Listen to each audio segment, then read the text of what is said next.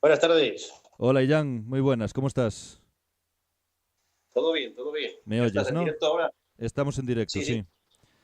Déjame un Perfecto. segundito, pregunto, chat, ¿qué tal se escucha a nuestro amigo Ian? Debería subirlo un poco, ¿verdad? No se lo oía ahora. A ver, Digo algo. ¿Qué a tal se ver, me oye? sí, a ver, háblanos un poco, Ian. Buenas tardes. Mi nombre es Sí, Illán. Soy uno de los sí, iniciadores de Caldo Campesino Carlista. se oye bien. Que está ahí Vale, para perfecto. acá.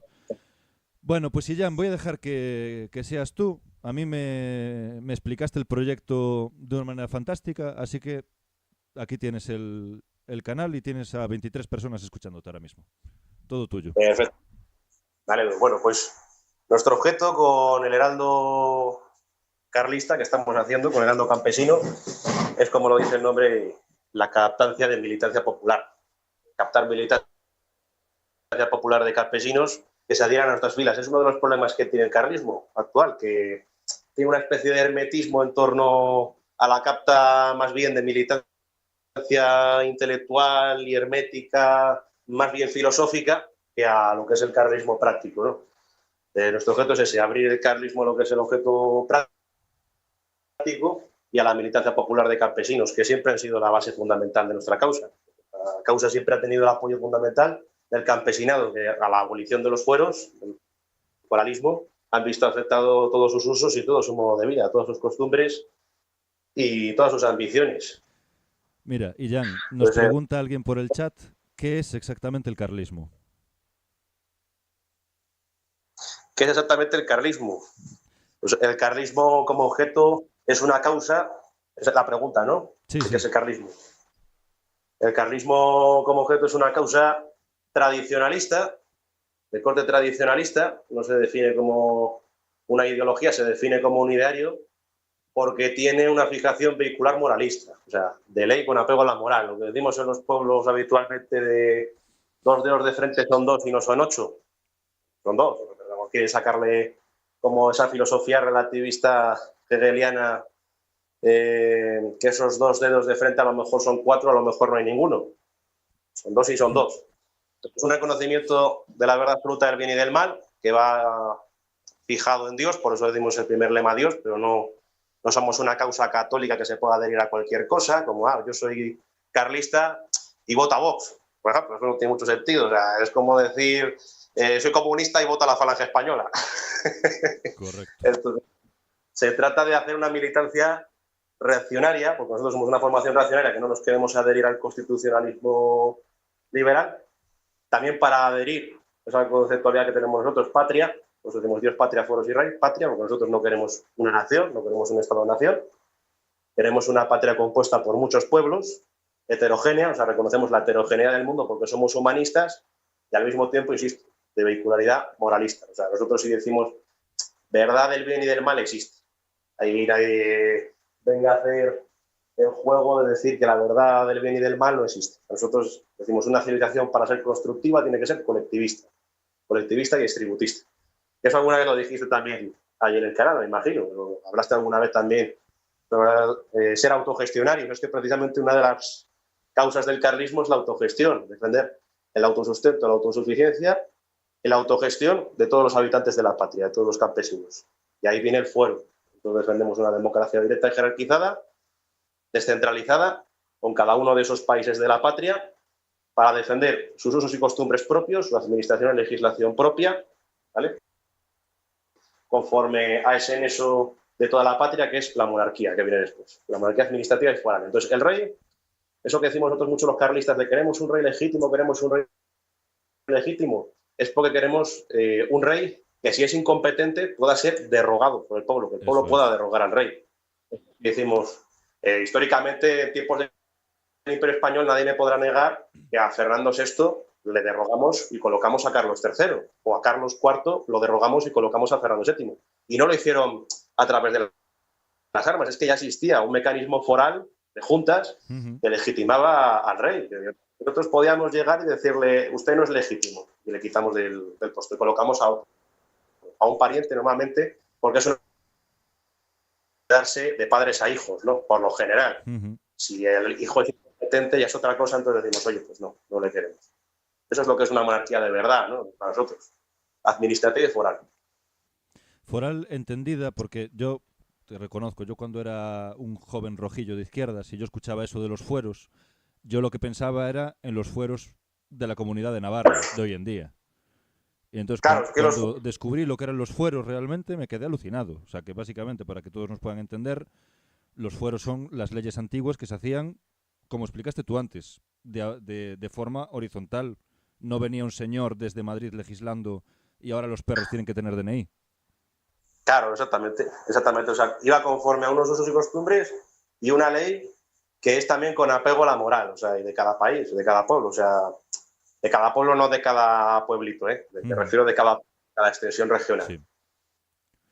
Bueno, entonces vosotros hoy en día, porque dime. sí que es cierto lo que comentabas al principio, que el carlismo tal vez adolece de mucha intelectualidad hoy en día, ¿no? Demasiado militante intelectual y poca construcción del nuevo carlismo o del carlismo en general. Exactamente, y hermético. El problema es que el militante intelectual ahora mismo es hermético y se centra sobre todo en una visión carlista filosófica, no práctica. O sea, todo lo que acabo de describir yo ahora mismo, práctico y también de forma intelectual, no lo acabo de decir vulgarmente, se podría describir de forma más vulgar, pero todo eso, el movimiento práctico, los fueros significan esto, la patria significa esto, la monarquía es este tipo, no lo saben describir, lo describen de forma filosófica, describen, pues defendemos una monarquía católica, creo que es una monarquía católica. Claro. Porque es algo que nosotros ya la aborrecemos, ¿no? A lo que es Felipe, sin ofender a ningún liberal, pero Felpudo, que le denominamos nosotros, pues no es el rey que queremos en el trono porque está vinculado a todo ese constitucionalismo, a todo ese liberalismo, a toda esa idiosincrasia, a todos esos usos, y no es un rey que acepte esa legitimidad del pueblo, para empezar, no la acepta. No le acepta que el pueblo le diga, usted es legítimo o no es legítimo, no le queremos aquí o sí le queremos. Sí, no tenemos ni un solo mecanismo actualmente para hacer eso. Ni lo tenemos ni lo tendremos con esta dinastía, ese es el problema, ¿no? Nosotros también le decíamos a esta dinastía Puigmolto, porque ni siquiera son descendientes de lo que son los Borbones. O sea, los Borbones de verdad murieron después de Isabel II. Después de Isabel II ya, Isabel II se dice que ya tuvo hijos con cualquiera y no sabían ni de quiénes eran. Decían que podía ser de un aristócrata que estaba por ahí por la corte que se llamaba Don Puigmolto. Y ahí quedó el apodo que tenemos para esta dinastía la liberal. Entonces vosotros, ahora, ya centrándonos en el Heraldo, sí, estáis promoviendo podemos llamarle un periódico, una publicación periódica, semanal. Exacto. ¿Y en qué consiste el Heraldo Campesino? De interés para los campesinos, para la agropecuaria en general, porque es uno de los sectores, lo insisto, que más ha favorecido nuestra causa. Y es el que mejor se adhiere a estas consignas. El campesino es el que todavía sigue teniendo una idiosincrasia, si no es católica de fe, por lo menos de entendimiento del catolicismo, desde una parte del catecismo. Nosotros lo que procuramos lo primero es establecer el catolicismo en obras, no un nacionalcatolicismo, un cristianismo positivista impositivo de decir, no, usted tiene que ser católico si no se va al infierno, porque así no se evangeliza, eso es una porquería, hablando en plata. Sí, señor. Hay que hacerlo de forma diplomática, como decía San Agustín de Hipona, y lo primero que habrá que poner en la sociedad es un catolicismo en obras, que la gente luego llega al catolicismo de fe de forma natural, porque ellos mismos quieren llegar al catolicismo de fe, sino que llega al catolicismo de fe no pasa nada, y no va a haber una persecución de usted es católico, le pongo una pistola en la cabeza. Es el que mejor se adhiere a esa mentalidad, a la de los fueros, a la construcción foral. Hay que entender también que el campesino ha cambiado mucho, no es el mismo campesino tradicional, pero también lo hay. Existe el campesino tradicional y existe el campesino de alfoz, hoy en día también, que es el campesino ese que surgió en los años 50, 60 del siglo XX, que ya se mecanizó, digamos, ya tiene unas labores agropecuarias que se desarrollan en extensivo y se desarrollan también de forma industrial. Uh-huh. Y luego ha aparecido lo que nosotros decimos el terratenientucho liberal, ¿no? Que también se queja mucho el comunismo de él, que es el que ha proletarizado a los campesinos. Nosotros estamos en contra de lo que es el peonato económico permanente. Nosotros, el análisis que hace el comunismo, nos parece estupendo, el que hace del proletario, tiene toda la razón del mundo. Es la persona que se ha desprendido de la patria, de la religión y de la familia. Ahora, el problema es cómo solucionas eso. El problema es que el socialismo lo quiere solucionar con una revolución que arrolle con esos problemas. Que para nosotros, revolución más revolución no soluciona nada.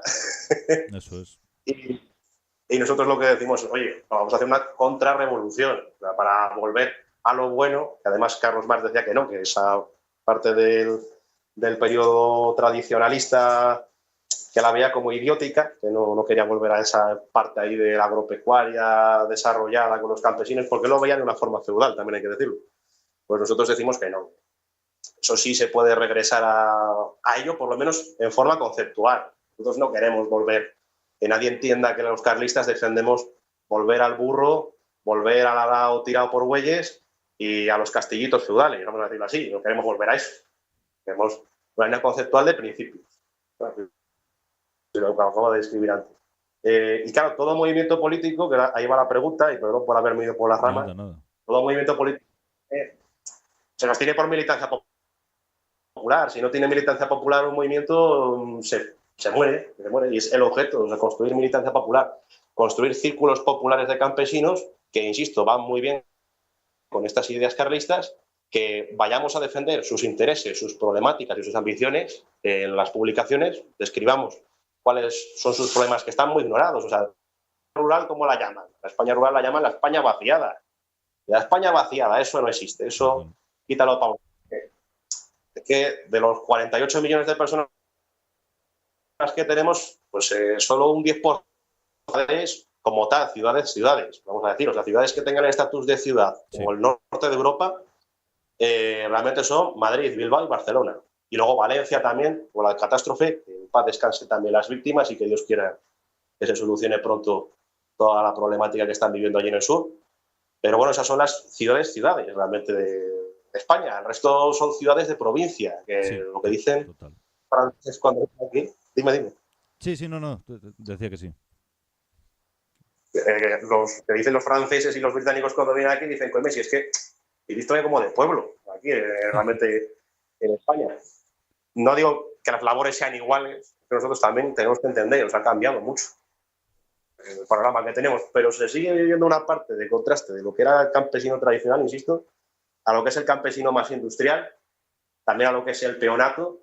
Todo eso son clases populares que hay que aprovecharlas, hay que llamarles a nuestra causa. Si no tiene sentido. El carlismo no va a ningún lado si no tiene gente que la sostenga o que luche por la causa. No vas a pretender que intelectuales cojan las armas, ¿no?, y salgan a levantar allí 4 o 5 pelagatos, además muchos de ellos también muy mayores, sí, muy ancianos, a liderar el carlismo con la escopeta o a votar. Simplemente al hecho de competir por las instituciones. A votar, eso ya, si no tienes gente, va mal. Pues sí. Yo comentaba, no sé si fue en algún directo o en un vídeo, que hoy en día la cuestión dinástica, que en su día fue el eje central del carlismo, en su origen, hoy en día tal vez sea, de todo lo que abarca el carlismo, que son muchas cosas, una de las cosas tal vez menos importantes o menos que necesitan ser atajadas, como sí que hay muchos problemas, ya solo en el mundo rural. ¿Cómo de acuerdo estás con eso? A ver, o sea, la cuestión dinástica, efectivamente, lo que nosotros defendemos en nuestra causa, que de verdad tiene importancia sobre la monarquía, es más bien la estructura monárquica. El pretendiente lo que queremos es que sea un pretendiente legítimo, que se acate a todos estos principios. Pero, por ejemplo, ahora mismo, que yo soy sistino, porque yo milito en el círculo carlista de León, de Pedro Balanzategui, y bueno, se ha establecido como hay dos ramas del carlismo ahora mismo. Hay la comunión tradicionalista carlista, que se han agrupado bastante bien en los últimos años. La CTC, la diferencia que tiene es que, o sea, tiene el mismo ideario que la CT, piensa exactamente igual, pero no tiene como pretendiente a Enrique V por una polémica que hubo en los años 70 del siglo XX, que no sé si la has explicado alguna vez, que es lo de Montejurra. Lo de Montejurra, sí. No lo he explicado nunca. Lo de Montejurra fue, pues eso, unos hechos en los que una extinción que tuvimos, que ya prácticamente no existe, era una sola célula en País Vasco, que se llama Partido Carlista, se separa de la comunión con un pretendiente suyo, que es Carlos Hugo, y dice que bueno, se quiere adherir a las ideas del comunismo. Lo que pasa es que nosotros vemos una contradicción. A ver, ellos también lo veían así, ¿no? El comunismo como oposición al liberalismo. Pero decimos, claro, pero el problema es que el comunismo es una revolución. Claro. El comunismo es comunitarista, no es colectivista. El comunismo tiene ahí de por medio ese mensaje popular de dar lo imprescindible para sobrevivir a los proletarios, no de darles dignidad, ¿no? No llega a ser centralista, sigue principios liberales que ya hemos criticado antes con otro pensador nuestro que se llamaba Félix Sarda. Escribe un libro que se llama El liberalismo es pecado. Si alguien lo quiere leer, no es apologético. O sea, tiene una parte apologética porque obviamente es sacerdote. Un sacerdote pues también quiere escribir sobre Dios, pero también tiene una parte que es muy práctica, ¿eh? O sea, se entiende perfectamente el mensaje que da en el libro. Mira, te están preguntando aquí, perdona, Ian, una cosa, que si no luego se me olvida. Te están preguntando si un pueblo desarmado puede administrativamente cambiar a un rey, y la misma persona pregunta también si los carlistas están a favor o en contra de que el pueblo tenga acceso a las armas de fuego. Pues justamente esas dos preguntas justamente las hemos tratado en el último Heraldo, en el Heraldo que publicamos creo el 24 de noviembre. Hicimos un artículo que se llamaba precisamente sobre el porte de armas, ¿no? Nosotros lo que promulgamos es que, hombre, pues las armas son conforme a nuestros usos, conforme a lo que nosotros defendemos, pues una parte esencial del campesino es el arma que permite que se legitimice y que pueda defender sus instituciones, su patria, su familia y su ostento.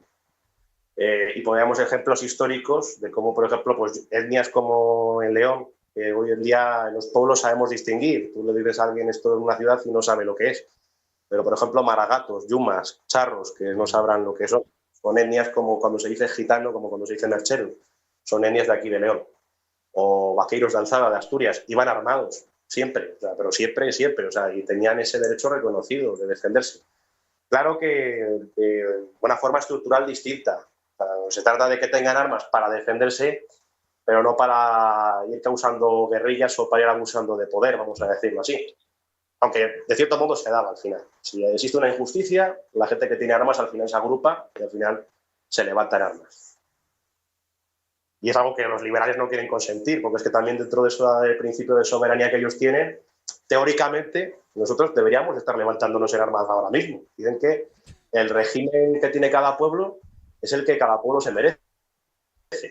Teóricamente ahora mismo deberíamos estar levantándonos en armas, pero claro, ¿con qué nos levantamos? Que lo ha dicho bien. Si nada, vamos a puños, a palos. No, hay que procurar una militancia también paramilitar, que claro, esto es súper inconstitucional, súper ilegal, pero nosotros decimos prima lo moral y no lo legal. Prima lo moral y no lo legal, es un dicho que se dice en los pueblos de aquí en León. La verdad se ha dicho siempre por delante. Es que debería ser así siempre. No debería haber... Eso tendría que ser un derecho. Yo, cuando salió el vídeo famoso de que le intentaron pegar a Pedro Sánchez con un palo y toda esta gente se quejaba, y yo decía, pero joder, es que el pueblo tiene todo el derecho del mundo de apedrear a sus gobernantes. Exactamente. Es que parece que sí, exactamente. Entonces, bueno, comentabas que... El Estado va a consentir que no sea derrocado, vamos a decirlo así, pero es que es lo moral. Primero lo moral. Pues sí. Sí. Comentabas que estáis incidiendo mucho en el campesinado. ¿De qué manera estáis buscando acercaros al campesinado con el Heraldo? Defender sus ambiciones, construir, lo que he dicho, círculos populares que vayan promulgando y que vayan construyendo ya a través de las instituciones liberales en la medida de lo que podemos hacer, claro, porque las instituciones liberales hay que entender que están hechas para defender el régimen liberal, que existe ahora mismo. Si nosotros pensamos que el Congreso de Diputados lo podemos cambiar de alguna manera, es que hasta el sistema de circunscripciones no es proporcional. No sé si alguna vez nos ha fijado un poco en eso, pero no es proporcional, no está hecho conforme a la población. Madrid y Barcelona, vamos a poner, Barcelona, por ejemplo, con 1,5 millones de habitantes, pone 32 escaños en el Congreso de Diputados. Y la provincia de Asturias, que tiene 1 millón de habitantes, pone, si mal no recuerdo, 7 escaños, una cosa así. Exactamente. Ahora no pone nada. No pone nada, estaba hecho y es el mismo régimen circunscripcional que teníamos en tiempos de Isabel II. La idea es empezar a transformar ese régimen liberal que existe en las comunidades rurales al régimen tradicionalista y que esa militancia popular campesina vaya haciendo la transformación del resto de la patria. Tenemos que empezar sobre todo desde lo local. Muchas veces la ambición del carlismo en los últimos años, y a mí me ha parecido muy errónea, ha sido ir a las ciudades y promulgar un mensaje que no chana con los citadinos. Entonces lo han tenido que ir modificando y han tenido que ir dejando de lado el foralismo y que es un concejo y la democracia directa y la Mesta y el Quiñón, que son instituciones que son de pueblo. Un quiñón, para el que no lo sepa, es un bosque que es comunal, que sirve para ir a talar leña y para abastecerse en el pueblo. Una Mesta son tierras comunales también que servían para el pastoreo.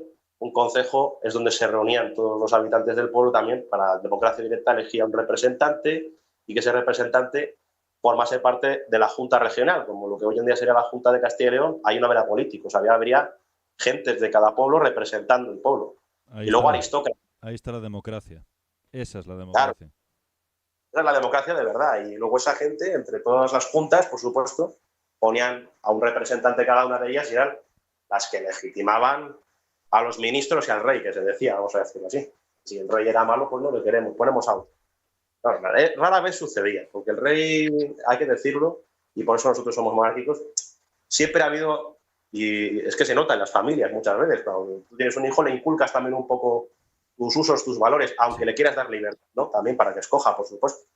Pero al final muchas veces acaba impregnándose, ¿no? de tus usos y de tus hábitos. Entonces, la monarquía también se basa un poco en lo mismo, en decir, confiamos en el hijo. También puede ser que el hijo a lo mejor no sea bueno, que a lo mejor nos tomen el pelo. A veces pasa, a veces ha pasado. Entonces, en cuanto a eso de los campesinos, se trata de eso, de construir esa militancia partiendo del pueblo. Ahora, por ejemplo, que ha habido también unas prohibiciones con maquinaria y con vehículos, que en las ciudades lo único que se está notando realmente es el ya no puedo usar mi coche viejo. Es que en los pueblos, están diciendo ya no puedo utilizar mi coche viejo y tampoco puedo utilizar el arado, los aperos de mi tractor, no puedo utilizar el propio tractor, no puedo utilizar la cosechadora. O sea, ¿con qué lado? Ahora, ¿con qué saco el pan de cada día, vamos a decirlo en plata? Entonces, esos son problemas graves. Están rompiendo el autosustento y la autosuficiencia, que en los pueblos, o sea, en las ciudades yo sé que no existe eso ya. Entonces tú, ¿quién tiene gallinas en casa de la ciudad? Nadie. Ya. Pero los pueblos sí. Y ya ha habido también una coacción respecto a quitarte las gallinas, llevárselas por el pellejo, matarlas y quedármelas yo. O quitar tierras también, la expropiación de tierras. Es que todo eso son problemáticas muy graves. Está destruyendo la parte más tradicional de España, que es la de los pueblos. Y si se destruye esa parte de España, que es la que de verdad tiene alma, o sea, porque muchas veces la gente dice, ay, es que España es el Corte Inglés y el Metro de Madrid. No, España no es eso. Es el Corte Inglés ni el Metro de Madrid, lo siento mucho. España lo que es son las iglesias de los pueblos, son las gentes de los pueblos, son sus usos y costumbres, son sus lenguas, son sus tradiciones, son toda la productividad que tenemos también agropecuaria y el cómo se desempeña de una región a otra, toda la geografía que tenemos. O sea, todo eso es, de ahí la demografía, sus etnias, sus grupos sociales, todo eso es lo que de verdad representa a España. O sea, y hoy en día hay un desconocimiento, una ignorancia, hay un apartamiento y un... Hasta vamos de llamarlos paletos. O sea, bueno, ponlos como se nos ha llamado toda la vida de Dios, se nos ha dicho paletos. Ah, aquí está para allá, paletos. Es un peyorativo, de hecho, que viene de una tradición, que es la de heredar ropa. En el reino de Aragón, en los reinos aragoneses, cuando se heredaba la ropa de padres a hijos, se decía que está haciendo paletier. O sea, que está haciendo paletier, que se estaba haciendo herencia.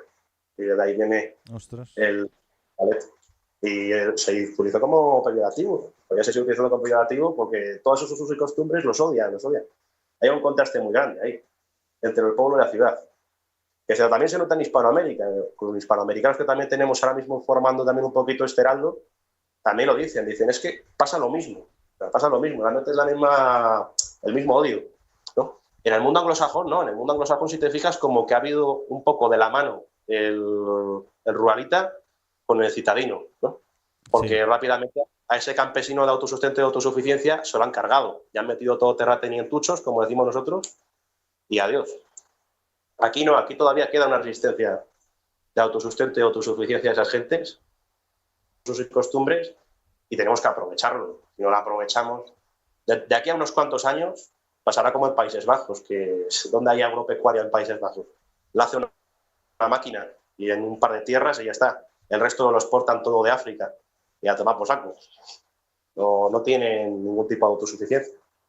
Y a gente proletarizada, ya sabemos que la gente proletarizada hay que ir de otros menesteres con ellos. Sí. En las ciudades no se puede conseguir la militancia popular como en los pueblos, es totalmente distinto. Sí. Y la idea también después de esto sería conseguir militancia popular en las ciudades. O sea, no pensemos que nosotros estamos diciendo, eso está perdido, adiós, esa gente ya no vale. No, no, sí, estamos diciendo que sí, pero primero poner las bases de los que están ya con nuestra causa y luego ya vamos a los demás, ya vamos también a los obreros. Y en las ciudades otro fenómeno que está teniendo lugar, que es el del sector servicios. Como bien sabrás, con la destrucción de la industria en toda la península, todo ese proletariado al final se está convirtiendo en un peonato del sector servicios. Ya no tiene... ¿Dónde están las minas en Asturias? Que yo me he criado en la vaquería asturiana, en el occidente, pero tenía Mieres al lado. Bajabas a Mieres, a la cuenca minera, ¿dónde están las minas asturianas? Langreo, todo eso ya. Sí. No hay mina. Era base de la militancia popular comunista. Ahora no va a ser de la militancia popular progresista liberal. Ahí lo está haciendo ya, vamos. Para que entonces también tenemos que aprovechar ahí, cargarse un poco todos esos estigmas que le están metiendo a la población y decirles, no, mira, el carlismo es esto. Hay que explicarlo, lo repito 1000 veces, de forma diplomática. Si no lo hacemos de forma diplomática y no entendemos cómo piensa cada grupo social y les hacemos iniciativas como esta, un periódico, círculos y células, realmente un círculo es una célula política. No vas a ningún lado. Es que te cargas el carlismo. El carlismo, si no, lo van a ver como un movimiento sectario, una cosa así rara. Anticuado. Yo recuerdo cuando yo era chaval, recuerdo que para mí los carlistas... Bueno, yo no sabía lo que eran los carlistas. Para mí los carlistas eran unos tíos que tenían una bandera blanca y roja que habían apoyado a Franco en la Guerra Civil. Punto. Y yo cuando fui creciendo y cuando fui descubriendo, dije, pero a mí porque nadie me había contado nada de esto. Porque es acojonante. A mí las guerras carlistas, por ejemplo, se me explicaron como que el don Carlos María Isidro era muy machista y no quería que una mujer fuera reina. Entonces hizo una guerra para ser el rey. Es que es acojonante. Pues mira, se utilizaron ahí los casos, de hecho, en la guerra carlista, que muchas veces los carlistas nos olvidamos de ellos porque, insisto, lo has dicho bien, es que no tiene tanta importancia ahora mismo lo que es el legitimismo de que queremos este rey exacto que tiene que venir de esta línea dinástica, tal cual. O sea, tiene más importancia todo el abanderamiento de la causa. Para que el rey sea legítimo quiere decir que se acate a toda esta causa, no que sea el rey heredero de el primo del hijo de su tía de Carlos V, vamos a decir, con todo el respeto del mundo. Sí, sí. Lo que quiere decir es eso, que se acate a toda esa causa. Pues hubo dos casos ahí, en la guerra carlista, para poner al pretendiente nuestro, a Carlos V. Uno de ellos fue que Carlos V, en realidad no fuese Carlos V, sino fuese Carlos María Isidro de Borbón como regente, porque la mujer de Fernando VII se había metido en logias masónicas, estaba hablando del constitucionalismo, de que en su regencia no iba a respetar los fueros. Entonces decía, bueno, pues me voy a poner yo como regente. Regente quiere decir que sí, que iba a respetar que Isabel II iba a gobernar, pero voy a estar yo mientras gobernando mientras es una niña, porque cuando es una niña no tiene voz ni voto, vamos a decirlo así. O sea, tú le dices a un niño que elija cuáles son las leyes o cuáles van a ser las ambiciones del Estado y te va a decir a Gugu Tata. Tal cual. Entonces el objeto del primer casus fue ese y el segundo fue ya pues utilizar el decir, bueno, pues es que están rompiendo la ley sálica, en realidad todas las instituciones, también las de juntas, las de fueros, etcétera, de forma legal. O sea, no se podían romper de esa manera. No sé si has escuchado también lo del constitucionalismo de Cádiz de 1812. Dicen, sí, vinieron en la Junta de Cádiz, de toda España, como si se hubiesen reunido toda España, una misma junta. Vamos a poner una constitución para toda España. Pero ¿quién ha elegido eso? ¿Quién ha elegido eso? Entonces luego vino el manifiesto de los persas que le pusieron a Fernando VII y dijeron, oye, que las juntas, por lo menos la mayoría de ellas, no hemos ni tenido ni voz ni voto en esto que estáis diciendo de la Constitución de Cádiz. Y entonces, claro, Fernando VII, que al principio había aceptado la Constitución, fíjate el buenazo de rey que teníamos, que dijo, bueno, pues, ha elegido el pueblo esto, pues venga, pues lo pongo. Y luego llega y dice, que no lo habéis puesto esto, venga, pues lo quito. lo que dijo el pueblo. Saca todo lo que dijo el pueblo. O sea, realmente tiene ahí una difamación por detrás porque persiguió a los liberales. Claro, a ver, ¿cómo no va a tener difamación por parte del liberalismo? Lo has dicho. No existe conciencia histórica, que también es otro punto que va a tocar esa pregunta. No existe conciencia histórica. Para el proletario, ¿dónde está la conciencia histórica? ¿Dónde está el nosotros venimos de esto otro? Nada, en las ciudades... Empieza en la revolución industrial. Claro, exactamente. Empieza la revolución industrial y lo que había antes es lo que te cuentan en la escuela, que lo has dicho muy bien. O sea, las escuelas que te cuentan de lo de antes, que vivían en feudos en España como en el norte, en el sur de Francia, vivían en feudos. Aquí en España se vivían feudos. ¿Dónde están los feudos aquí en España?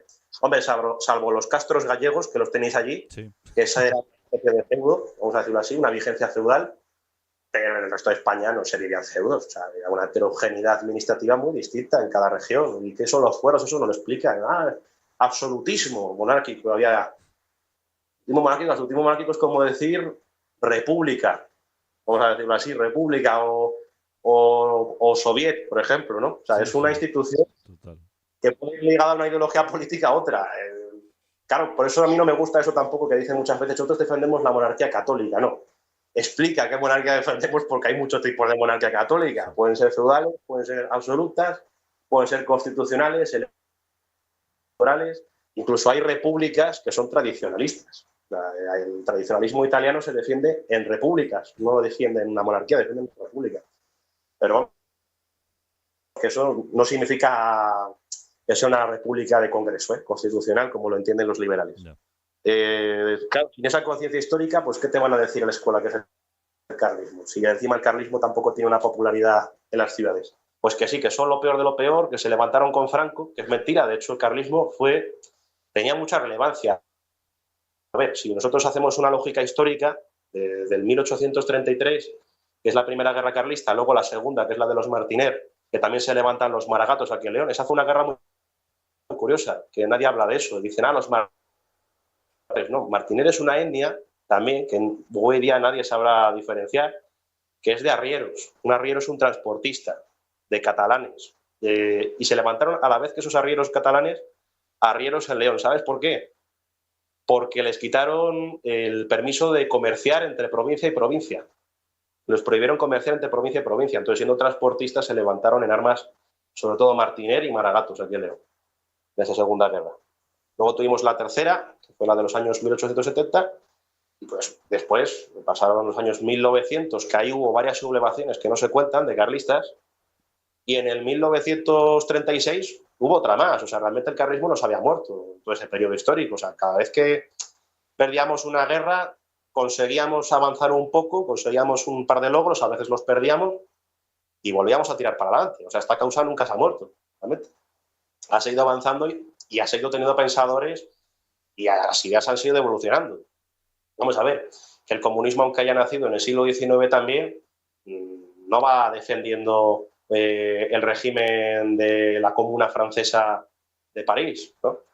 Ya ha evolucionado. Ha tenido el bolchevismo Bueno, y y ha aún tenido luego el así, Mao. debo decir que todo lo que me has contado hoy sobre el carlismo es mucho más avanzado que lo que yo hablaba con mis camaradas comunistas, porque cambiarle Sí, una sola coma a cualquier cosa que haya escrito Lenin, de Lenin hacia adelante, te llaman revisionista, que es de lo peor que te pueden llamar siendo comunista. Entonces, tú hoy nos has contado una versión, no voy a decir renovada, porque no deja de ser el mismo carlismo de siempre, pero explicado para el pueblo llano.